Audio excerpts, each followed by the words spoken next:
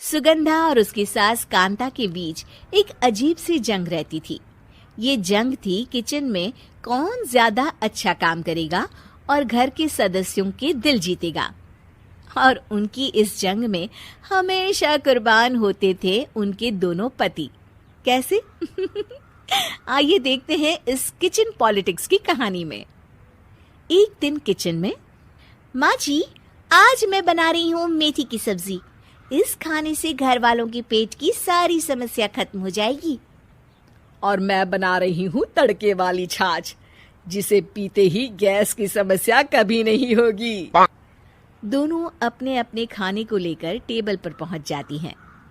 तभी सुगंधा के ससुर उसकी बनाई सब्जी की तारीफ कर देते हैं। अरे वाह, मेथी की सब्जी भी बनी है, बड़ी ही स्वादिष्ट है। वाह बहू वाह।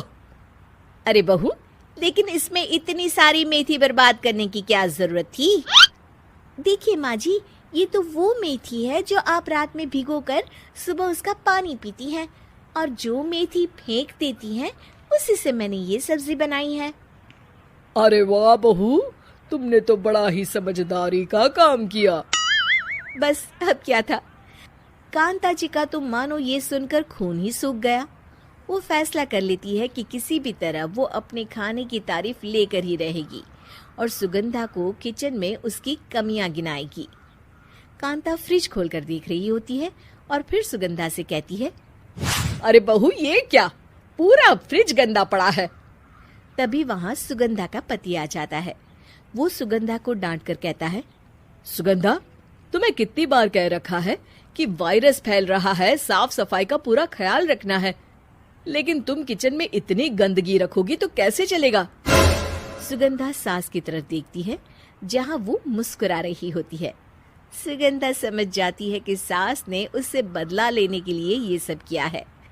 दोनों रात के खाने की तैयारी में लग जाती हैं। दोनों ना एक दूसरे की तरफ देखती हैं और ना ही एक दूसरे से बातें करती हैं।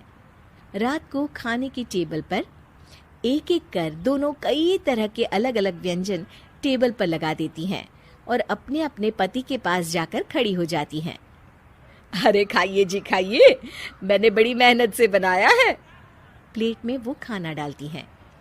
सुगंधा भी दोनों की प्लेट में खाना डालते हुए कहती है, बड़ी ही मेहनत लगी है इस खाने को बनाने में। हाँ, दोनों को ना चाहते हुए भी सारा खाना खाना पड़ता है। कहीं दही तो कहीं मलाई तो कहीं मसाला। और इन सब के बाद दोनों बड़ी ही मुश्किल से अपने कमरे में सोने जाते हैं। लेकिन अगली सुबह सुगंधा का पति चिल्ला रहा होता है, हाय रे, हाय मेरा तो पेट खराब हो गया, हाय माँ बहुत दर्द हो रहा है। तो वहीं कांता के कमरे से भी कुछ ऐसी ही आवाज आने लगती है।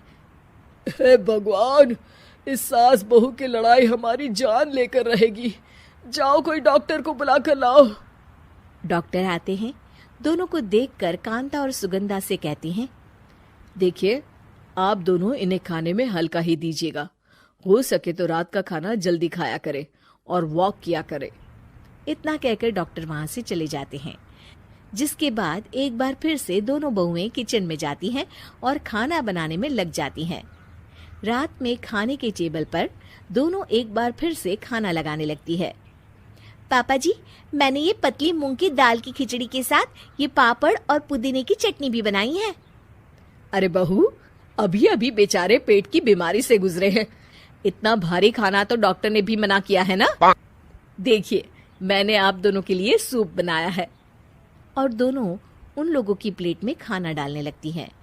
तभी दोनों एक साथ बोल पड़ते हैं, बस करो, हमें माफ करो, हमें नहीं खाना इस घर में ना खिचड़ी और ना ही सूप।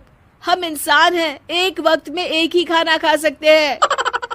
बस करो, हमें माफ करो, हमें नहीं खाना इस घर में ना खिचड़ी और ना ही सूप। हम इंसान हैं, एक वक्त में एक ही खाना खा सकते हैं। इतना कहकर वो दोनों वहां से चले जाते हैं।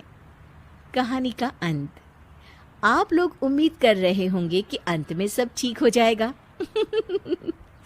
नहीं जनाब, अगर सास बहू के बीच सब ठीक हो जाए तो आप ये सीरीज देखे ही क्यों? तो मजा लीजिए इस चैनल में सास बहू से जुड़ी कहानियों का, क्योंकि ये ऐसा रिश्ता है जिसकी मिठास उसकी खटास में हमेशा ज्यादा ही रहती है।